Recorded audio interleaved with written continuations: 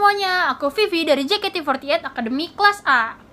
Jadi aku ini kan udah lama ya suka baca novel, baca berita, baca majalah, pokoknya baca yang orang nggak pernah baca aku baca gitu, kayak baca brosur gitu. Nah, karena aku suka membaca, jadi aku di sini mau belajar menulis. Sebenarnya bukan menulis sih, lebih tepatnya tuh mengarang cerita gitu ya. Karena aku di sini kan mau membuat sebuah cerita fiksi. Jadi tuh aku udah lama banget kan suka novel gitu. Oh iya, salah satu novel favorit aku yaitu Hujan. Itu karyanya Terelia, itu sih keren banget sih. Yang kedua aku suka ini. Sebenarnya aku baru baca sih, cuman kayak suka aja gitu sama alur ceritanya. Terus kenapa aku milih ini, karena aku pengen mencoba hal yang baru. Nah, jadi semoga kedepannya konsisten ya aku nulis cerita-cerita fiksi gitu. Jadi pantengin terus Twitter aku. Dadah. Hai. Jadi aku di sini mau bagiin betapa sulitnya menulis cerita fiksi. Bagian tersulit satu yaitu memindahkan kata-kata dari otak ke tulisan. Itu sulit banget soalnya kita kan biasa pakai bahasa sehari-hari kayak gini. Gak mungkin kan kita nulis pakai bahasa kita sehari-hari, kan gak banyak yang ngerti. Jadi kita harus nyari lagi sih kata-katanya, bisa di kamus, di Google gitu. Aku harus cari lagi. Terus bagian sulit yang kedua yaitu menentukan alur cerita. Karena kita kan yang nentuin sendiri kan. Aku nyentuhin sendiri gitu. Alur ceritanya nanti bakal kayak gimana, terus nanti ada tokoh kayak gimana, karakternya apa gitu. Jadi sebelum aku nulis cerita, aku harus nentuin dulu alurnya kayak gimana, dan besok alurnya kayak gimana gitu. Sebenarnya gampang sulit sih. Namanya juga belajar kan. Ya udah, jadi ikutin terus ya perkembangan cerita aku. Dadah. Hai. Jadi aku udah lanjutin fiksi yang day 5 gak tuh. Day 5 asik. Jadi kenapa aku masukinnya alur mundur?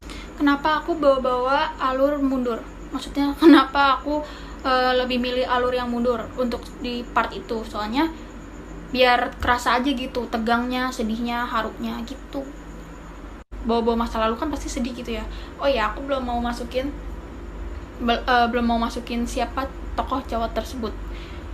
Biar kalian penasaran aja. Jadi ikutin terus cerita aku. Dadah. Hai. Jadi aku mau jelasin fiksi yang kemarin day 10. Yeay. Aku mau jelasin kenapa aku ngambil sudut pandang si Ervin. Aku ngambil point of view dari sudut pandang orang ketiga, yaitu si Ervin, teman kecilnya Anet. Kenapa aku mau nulis dari sudut pandang Ervin? Supaya gak monoton aja. Kita kan harus melihat dari dua sisi kan. Kita nggak harus lihat dari posisi Anet gitu, kenapa dia benci orang itu. Nanti juga di cerita selanjutnya aku ngejelasin kenapa Ervin dibenci Anet. Kalian kepo nggak sih ciri-cirinya Ervin kayak gimana? Aku kasih tahu ya. Ciri-cirinya Ervin, dia itu tinggi banget, kulitnya sawo matang, rambutnya kayak biasa cowok-cowok pada umumnya. Terus ada tai lalat di sebelah sini. Tuh. Nah, kalian penasaran gak sih kenapa si cewek sweater navy itu alias Anet benci banget sama teman kecilnya? Kenapa dia benci banget sama Ervin? Padahal dulu dia sedekat itu, bahkan sampai ngeblok semua nomor Ervin. Jadi ikutin terus ceritaku. Dadah. Hai. Jadi hari ini aku upload fiksi yang hari ke-14. Yeay.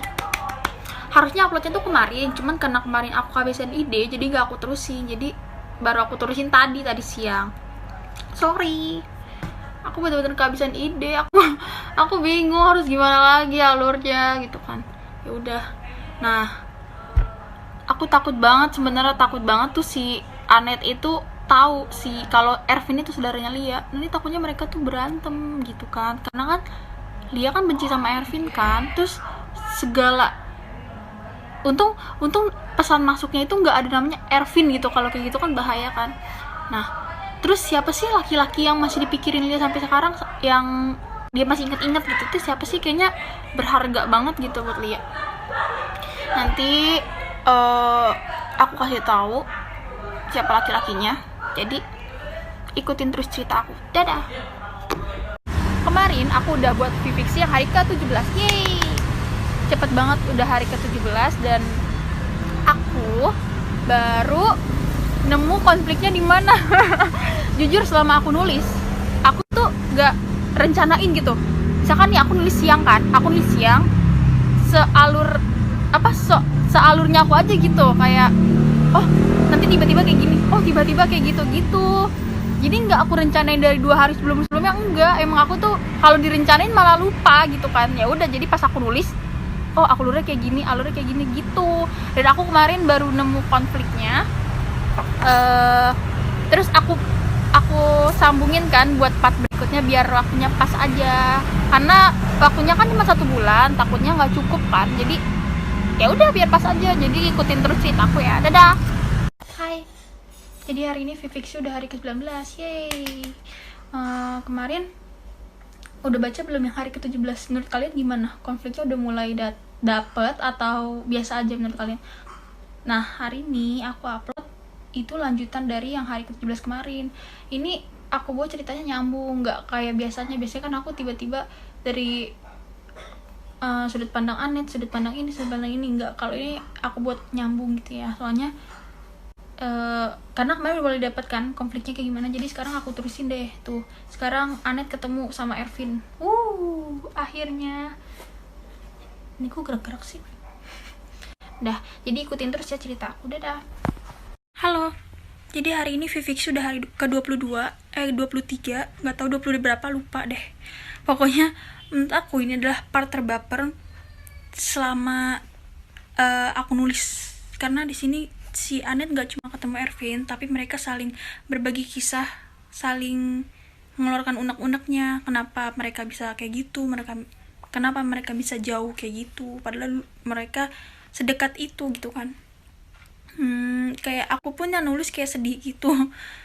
Menurut kalian gimana? Ini bagian baper atau biasa aja atau gimana? Pokoknya ikutin terus deh cerita aku sampai habis. Dadah.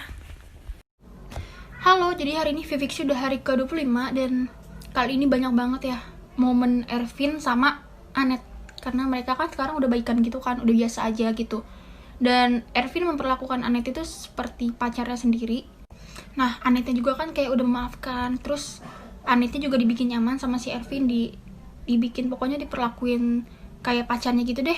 Mungkin menurut aku si Anet juga udah mulai baper ya, dari kata-katanya juga kayak gitu udah mulai baper. Dan nah, si Ervin juga kan katanya dia mau nyamperin ayah sama bundanya Anet, karena Ervin tuh mau nunjukin ini janji dia untuk menjaga Anet sampai kapanpun gitu. Pokoknya baper banget kan, jadi ikutin terus cerita aku sampai habis. Dadah. Hai, jadi hari ini aku mau cerita tentang Viviksi. Dan Viviksi yang kemarin kan udah selesai, dan ceritanya aku bikin happy ending soalnya aku gak suka yang sad ending gitu. Dan akhirnya Anet jadian sama Ervin, dan apa lagi ya, oh iya, makasih yang udah ngikutin Viviksi dari day 1 sampai day terakhir kemarin. Maaf aku baru sempet buat videonya karena emang dari kemarin tuh kayak gak bisa kekirim gitu di Twitter aku, jadi aku buat ulang. Aku sambil makan ya. Terus menurut kalian gimana? Part terakhir kemarin tuh udah nyambung belum sama yang part sebelumnya? Terus konfliknya dapet gak?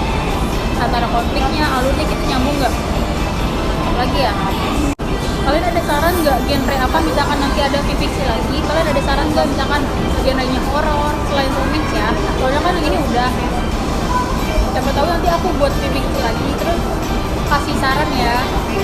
Dan maaf juga kemarin Viviksinya masih banyak kekurangannya, kayak tanda bacanya apa ya, masih banyak kurangnya lah ya, karena aku kan namanya belajar gitu kan. Makasih juga ya masukan